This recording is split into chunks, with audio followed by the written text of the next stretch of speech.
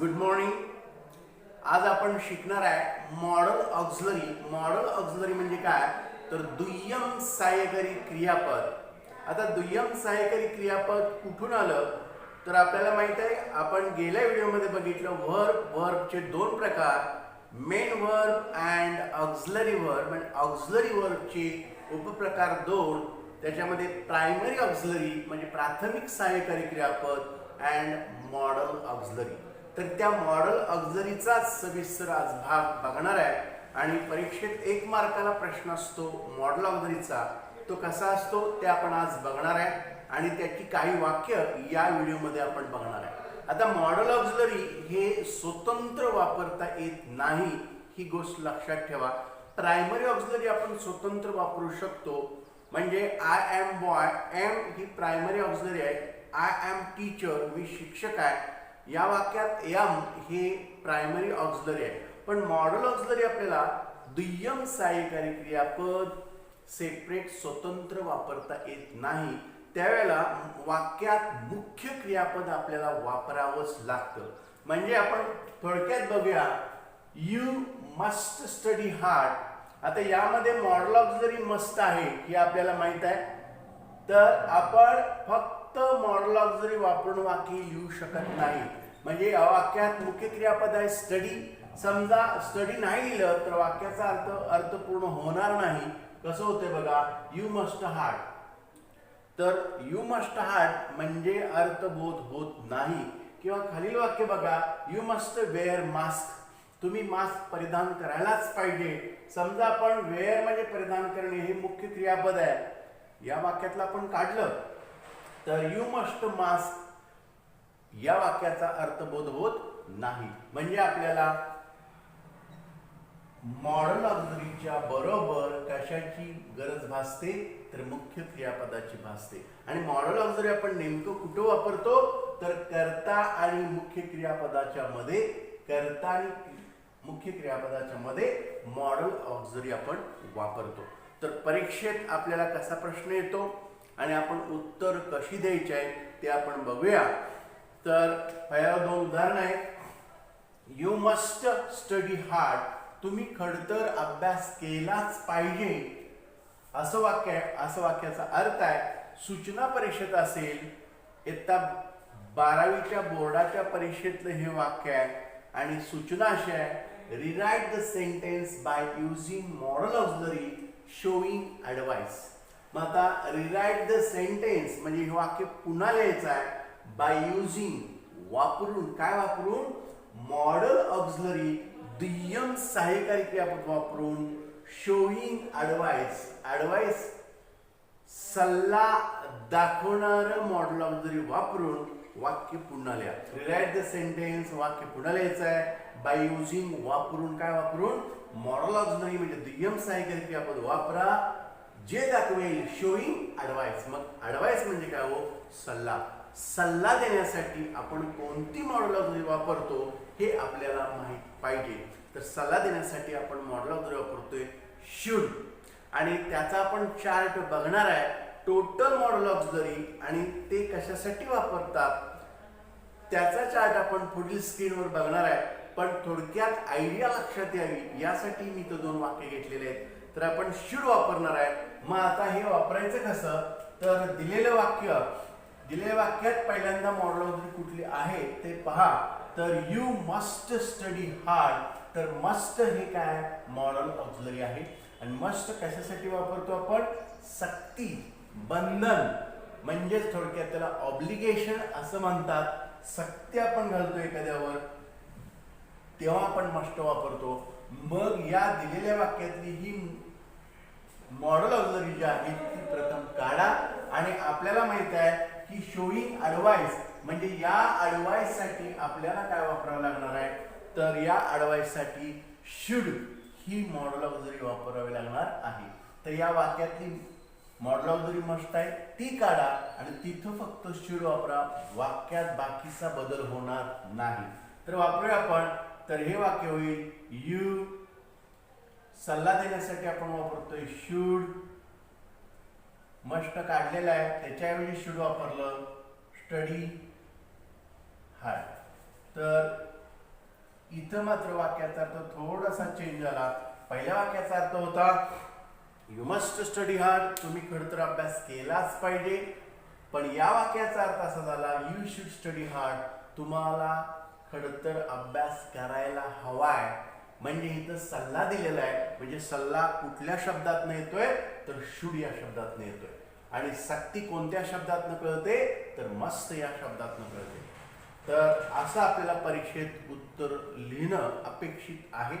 Second वाक्य आहे, जरा वेगळी सूचना आहे पण तेच लिहायचं आहे आपल्याला. बघा, यू मस्ट वेअर मास्क, तुम्ही मास्क परिधान केलेच पाहिजे. इथं सत्य आहे. पण आपल्याला परीक्षेत सूचना काय असते, 10वीच्या बोर्डाच्या परीक्षेमध्ये ही सूचना आलेली होती आणि बऱ्याच विद्यार्थ्यांना ही सूचना नेमकी काय हे लक्षात आलं नाही. पण हा व्हिडिओ पाहिल्यानंतर तुमच्या नक्की लक्षात येईल. Make it piece of advice by using correct modal auxiliary. आता जे दिलेलं वाक्य आहे ते काय करायचं आहे, make it piece of advice म्हणजे सल्ला बनवा. काय करून, by using correct modal auxiliary, योग्य मॉडल ऑक्झिलरी, योग्य दुय्यम सहाय्यकारी क्रियापद वापरून दिलेलं वाक्य सल्ला बनवा. म्हणजेच काय हो, त्यांना तेच म्हणायचं आहे, use modal auxiliary showing advice, हे म्हणायचं आहे. सूचना तीच आहे, मॉडल ऑक्झिलरी शोईंग ॲडवाइस आणि इथं आहे make it piece of advice. दोन्हीचा अर्थ एकच. म्हणजे आपण इथं सुद्धा या सुद्धा वाक्यात शूडच वापरणार आहोत. तर वाक्य कसं होईल, यू मस्ट वेअर मास्क, तर याचं उत्तर होणार आहे यू शुड. म्हणजे या वाक्यातलं आपण मस्ट काढलं, त्याच्याऐवजी शुड वापरलं. यू शुड वेअर मास्क, तुम्ही मास्क परिधान करायला हवंय. म्हणजे इथं हा झाला सल्ला. लक्षात घ्या. तर अशा प्रकारे परीक्षेत वाक्य येतात. मग आपल्याला हे लक्षात आलं पाहिजे, सूचनामध्ये advice, obligation, necessity, possibility, permission अशा सूचना येतात. मग ॲडवाइससाठी तर आपण काय वापरलो, शुड वापरलो. मग ऑब्लिगेशनसाठी काय वापरायचं आहे, परमिशनसाठी काय वापरायचं आहे, याची यादी, याची लिस्ट आपण पुढील स्क्रीनवर बघणार आहे. आणि ती यादी मॉडल ऑक्झिलरी बघूया आपण. मॉडल ऑक्झिलरी म्हणजे काय तर दुय्यम सहाय्यकारी क्रियापद. तर त्यांची इथं आपण यादी केलेली आहे आणि कोणती मॉडल ऑक्झिलरी कोणत्या हेतूसाठी वाक्यात वापरली जाते त्याची माहिती आपण इथं घेऊया. तर मे आपल्याला माहितच आहे, मे परवानगी देणे घेण्यासाठी आपण वापरतो, त्यालाच आपण परमिशन म्हणतो. परीक्षेत सूचना कंसात दिली असेल, use modal auxiliary showing permission. मग तुम्हाला परमिशन हा शब्द दिसला की तुम्ही मे ही मॉडल ऑक्झिलरी वापरणं गरजेचं आहे. तर आपण परवानगी देणे घेण्यासाठी वापरतो, may I coming madam, may I coming sir. अशा वेळेला आपण मेचा वापर करतो. किंवा परवानगी देतो, यू मे टेक दिस, तू हे घेऊ शकतोस. म्हणजेच परवानगी देणे घेण्यासाठी आपण मेचा वापर करतो. परीक्षेत तुम्हाला परमिशन असा कंसात शब्द असेल. त्यानंतर माइट म्हणजे काय तर पॉसिबिलिटी, शक्यता व्यक्त करण्यासाठी आपण माइट हा शब्द वापरतो. मग परीक्षेत तुम्हाला पॉसिबिलिटी असा शब्द असेल तर पॉसिबिलिटीसाठी आपण काय वापरायचं आहे तर माइट ही मॉडल ऑक्झिलरी वापरायची आहे. त्यानंतर can is equal to ability म्हणजे क्षमता, पात्रता दर्शवण्यासाठी आपण हे कॅन वापरतो. परीक्षेत कंसात सूचना असेल use modal auxiliary showing ability, मग तुम्हाला वापरावं लागेल कॅन. मग कॅन मधनं क्षमता, पात्रता लक्षात येते. म्हणजे आपण वाक्यात वापरू शकतो, I can lift this box, मी हा बॉक्स उचलू शकतो. I can drive car, I can drive aeroplane, I can ride horse म्हणजे हॉर्स रायडिंग. तर तुमच्या आमची जी पात्रता आहे त्यासाठी आपण कॅन वापरतो. म्हणजेच ॲबिलिटी लक्षात ठेवा. परीक्षेत कॅन ॲबिलिटी. कुड इज इक्वल टू रिक्वेस्ट किंवा पॉसिबिलिटी. आता कुडचा वापर पोलाइट रिक्वेस्टसाठी सुद्धा होतो, म्हणजे नम्र विनंती करण्यासाठी होतो, किंवा काय वेळेला शक्यता व्यक्त करण्यासाठी सुद्धा होतो पॉसिबिलिटी. कारण वाक्याच्या अर्थानुसार या मॉडल ऑक्झिलरीचे अर्थ वेगवेगळे असतात, त्याचं फंक्शन बदलू शकतं. आपण वाक्यात कुठं कसं वापरलंय त्यावर त्या मॉडल ऑक्झिलरीचा अर्थ होतो. तर इथं आपल्याला कुड कधी वापरायचा आहे, तर रिक्वेस्ट असेल किंवा पॉसिबिलिटी असेल तर तुम्ही कुड वापरू शकताय. विल आपल्याला एखादी गोष्ट खात्रीशीर बोलायची असेल, 100% शुअर असेल तर आपण विल हे वापरतो, किंवा भविष्य काय करण्यासाठी आपण विल वापरतो आपल्याला माहितच आहे. पण मॉडल ऑक्झिलरी म्हणून सर्टनिटी खात्री दाखवण्यासाठी विनंती करायची असेल, request will you give me glass of water, will you give me T म्हणजे रिक्वेस्ट येणार आहे. आणि प्रिडिक्शन म्हणजेच एक अंदाज आपण बांधतो. तर खात्री विनंती किंवा अंदाज देण्यासाठी आपण विल ही मॉडल ऑक्झिलरी वापरतो. आता विलचाच भूतकाळ आहे वुड. मग would is equal to used to लक्षात घ्या. म्हणजे परीक्षेत हाही 1 मार्काचा प्रश्न असतो. वुड काढा आणि यूज टू वापरा, किंवा युज्ड टू काढा आणि वुड वापरा, असं व्हायचं वरसा 1 मार्काचं वाक्य परीक्षेत विचारलं जातं. पण इथं वुड किंवा युज्ड टू दोन्हीचे अर्थ एकच आहेत. तर habitual action in the past, वुडचा अर्थ काय होतो, habitual action in the past म्हणजे आपली नित्याची सवय असते भूतकाळातली. म्हणजे कदाचित भूतकाळात आपण ते करत आलेलो असतो आणि आत्ता ते करत नसतो, तेव्हा आपण वुड वापरतो. पोलाइट रिक्वेस्टसाठी सुद्धा वुडचा वापर होतो. मराठीत आपल्याला माहित आहे भूतकाळातील सवय किंवा नम्र विनंती करण्यासाठी आपण या वुडचा वापर करतो. मग पोलाइट रिक्वेस्ट नम्र विनंतीसाठी आपण वुड पण वापरतो, वुड पण वापरतो. म्हणजे would you give me tea, would you give me 500 rupees, like that. तर अशा प्रकारचे वाक्य आपण म्हणू शकतोय. Shall is equal to suggestion, willingness म्हणजेच आपण शाल मधून काय करतो, सूचित करतो, किंवा इच्छा व्यक्त करण्यासाठी सुद्धा आपण शालचा वापर केला जातो. तर शुड, शालचा भूतकाळ शुड आहे. आपल्याला माहित आहे शुड बऱ्याच वेळेला आपण सल्ला देण्यासाठी वापरतो. तर ॲडवाइस म्हणजे सल्ला देण्यासाठी आपण शुडचा वापर करतो. म्हणजे you should wake up early in the morning, तुम्हाला सकाळी लवकर उठायला हवं. You should wear mask, you should take vaccines, like that. तर शुडचा वापर आपण सल्ला देण्यासाठी करतो. मस्ट, आता मस्ट म्हणजे काय, is equal to obligation, compulsion, necessity. तर परीक्षेत सूचना असेल ऑब्लिगेशन, कंपल्शन, नेसेसिटी म्हणजे use modal auxiliary showing obligation, compulsion, necessity. म्हणजेच आपल्याला काय वापरायचं आहे, तर मस्ट ही मॉडल ऑक्झिलरी वापरायची आहे, लक्षात घ्या. तर आपण सक्तीचं बंधन घालतो, कंपल्शन करतो, किंवा गरज असते तेव्हा सक्तीचे बंधन, गरज, कंपल्शन, त्यावेळेला आपण मस्ट वापरतो. Ought to is equal to need to, लक्षात घ्या. Ought to, need to is equal to. आपल्याला माहित आहे की आउट टू किंवा नीड टू गरज असते. ड्युटी म्हणजे एखादं कर्तव्य दक्षबंधन असू शकतो. मॉरल ऑब्लिगेशन, तर कर्तव्य दक्षबंधन दाखवण्यासाठी आपण या आउट टूचा किंवा नीड टूचा वापर करतो.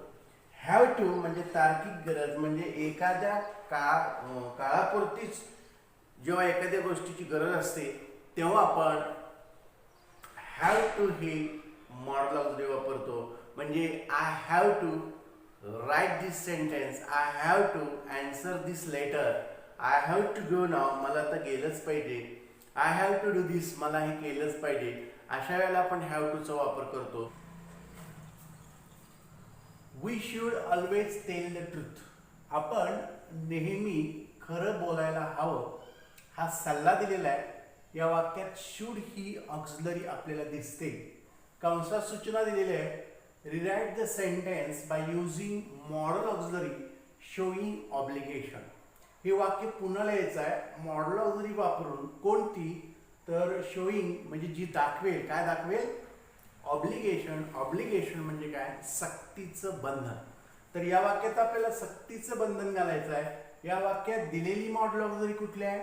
तर शुड, सल्ला दिलेला आहे, म्हणजे we should always tell the truth. आपण नेहमी खरं सांगायला पाहिजे, खरं बोलायला पाहिजे. आता मात्र आपल्याला ऑब्लिगेशन लिहायचं आहे. ऑब्लिगेशन म्हणजे बंधन घालायचं आहे. सक्तीचं बंधन घालण्यासाठी आपण वापरतोय, या ऑब्लिगेशनसाठी वापरतोय मस्ट. तर आपण तो चार्ट पाठ करणं गरजेचं आहे, लिस्ट पाठ करणं गरजेचं आहे, तर तुमच्या लक्षात येईल. तर आपण याचं उत्तर लिहिणार आहे. या वाक्यातली जी मॉडल ऑक्झिलरी शुड आहे ती काढणार आपण आणि त्याच्या ऐवजी आपण वापरणार मस्ट. म्हणजे वाक्य होईल we must always tell the truth. आपण खरं बोलायलाच पाहिजे, आपण नेहमी खरं बोलायलाच पाहिजे. म्हणजे हे सक्तीचं बंधन झालं. त्यानंतर पुढचं वाक्य आहे you have to trust in something. तुम्हाला किंवा तुला कशावर तरी विश्वास ठेवायलाच हवा, म्हणजे गरज आहे. हॅव टू ही मॉडल ऑक्झिलरी आहे. सूचना तीच आहे. Rewrite the sentence by using modal auxiliary showing obligation. म्हणजे बंधन दाखवणारं मॉडल ऑक्झिलरी वापरा आणि वाक्य पुन्हा लिहा. तर आपण इथं सुद्धा काय करणार आहे, या दिलेल्या वाक्यातील हॅव टू ही जी ऑक्झिलरी आहे ती काढणार आहे. आणि ही हॅव टू काय दाखवते? तर तार्किक गरज दाखवते, नीड दाखवते. तर ती काढा आणि त्याच्याऐवजी काय वापरा? मस्ट. म्हणजे करता, मॉडल ऑक्झिलरी आणि मुख्य क्रियापद, त्याच्यामध्ये करता आणि मुख्य क्रियापदाच्या मध्ये मॉडल ऑक्झिलरी वापरायची असते. म्हणजे दिलेली मॉडल ऑक्झिलरी आपण हॅव टू काढणार आणि तिथंच मस्ट वापरणार. तर वाक्य होणार you must trust in something.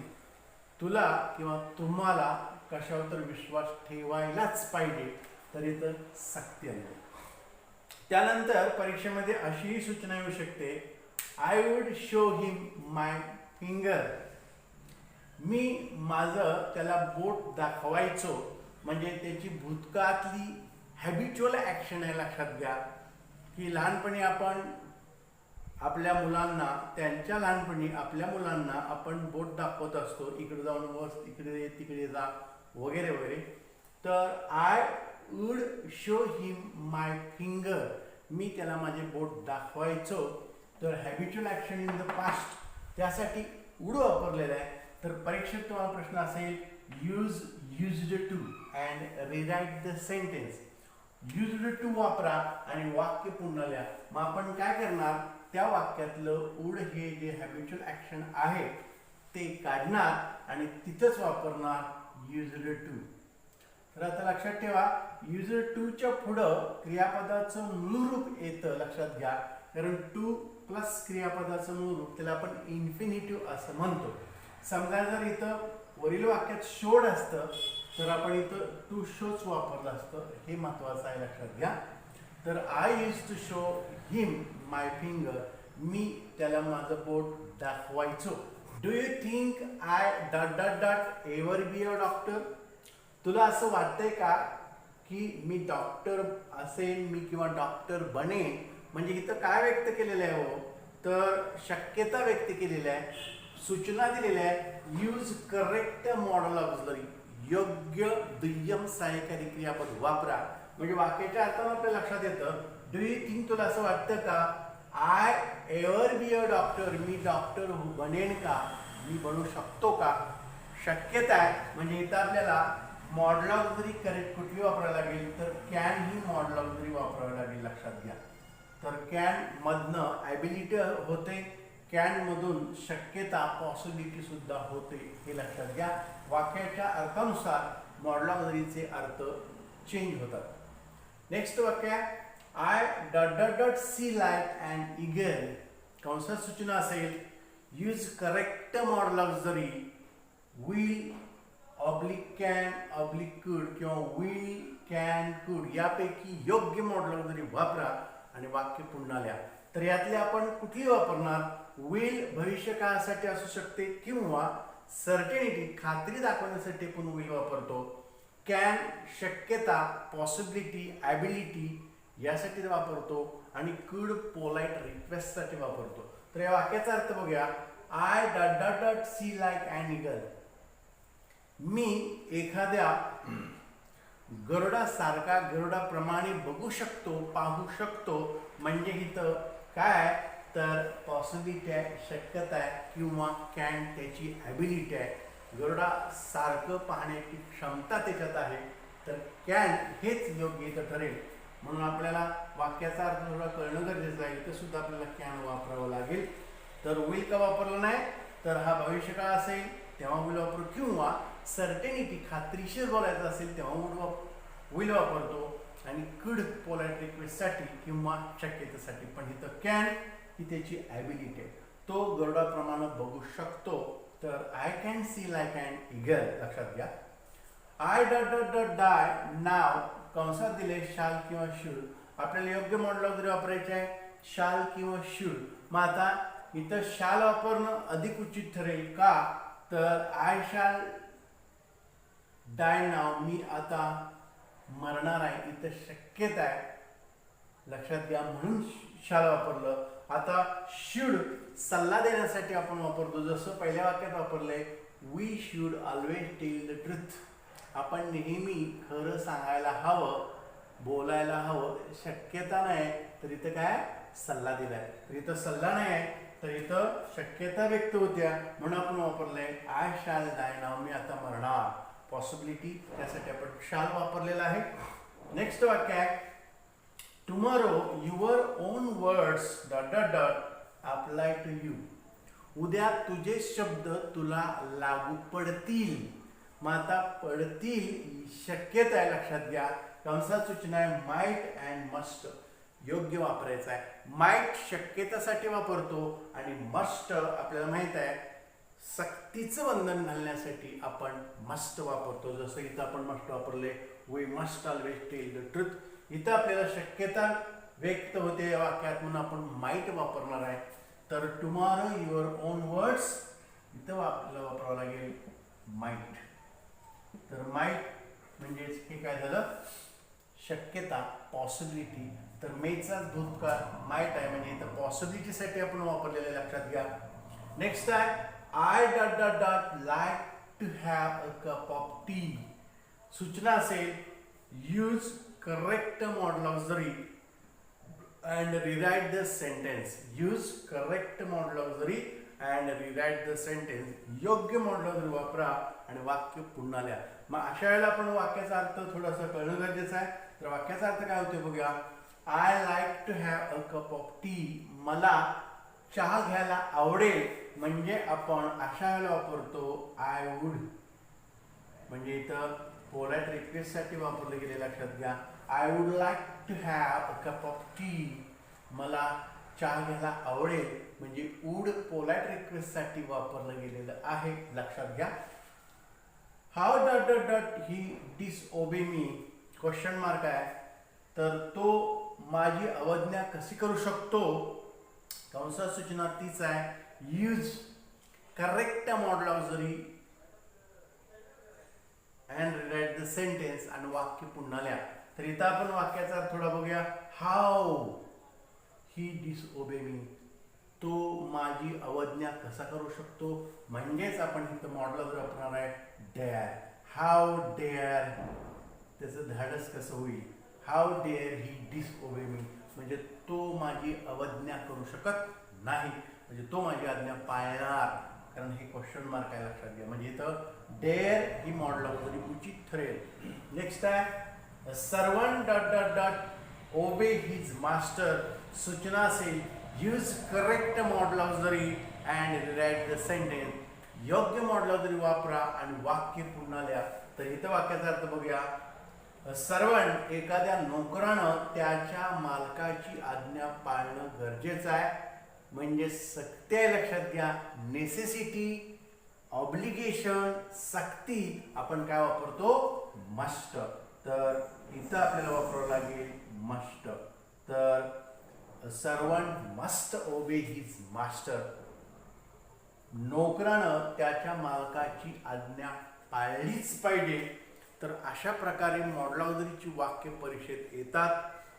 आणखीन बरीचशीच वाक्य या व्हिडिओच्या डिस्क्रिप्शन बॉक्समध्ये मी दिलेले आहेत ती जरूर पहा, अभ्यासा आणि बोर्डाचे जे आत्तापर्यंत झालेले पेपर आहेत ते काढा, त्यात मॉडेल ऑफ प्रश्न कसे आहेत ते बघा आणि त्याची उत्तरं मनानं लिहा आणि तो जो चार्ट दिलेला आहे तो चार्ट पाठ करा. हा आपल्याला व्हिडिओ आवडला असेल तर लाईक करा, शेअर करा, सबस्क्राईब करा. व्हिडिओच्या खाली डिस्क्रिप्शन बॉक्स कसा शोधायचा आहे, तो नेमका कुठं आहे हे तुम्हाला थोडक्यात सांगतोय. तर व्हिडिओच्या खाली अशा प्रकारची खूण असेल, त्या खुणेवर तुम्ही क्लिक करा. तुम्हाला डिस्क्रिप्शन बॉक्समध्ये जी अधिक वाक्य आहेत ती लक्षात येतील आणि पुन्हा त्या व्हिडिओवर जाण्यासाठी अशी खूण आहे त्या खुणेवर क्लिक करा, म्हणजे तुम्हाला त्या व्हिडिओमध्ये वर पुन्हा जाता येईल. डिस्क्रिप्शन बॉक्स कुठल्याही व्हिडिओ खालचा पाहायचा असेल तर त्याच्या खाली अशी एक ब्लॅकमध्ये खूण असेल, चिन्ह असेल, त्या चिन्हावर क्लिक करा. तुम्हाला डिस्क्रिप्शन बॉक्स कुठल्याही व्हिडिओचा पाहता येईल आणि तुम्हाला अधिक वाक्य तिथं पाहायला मिळतील, अभ्यासाला मिळतील.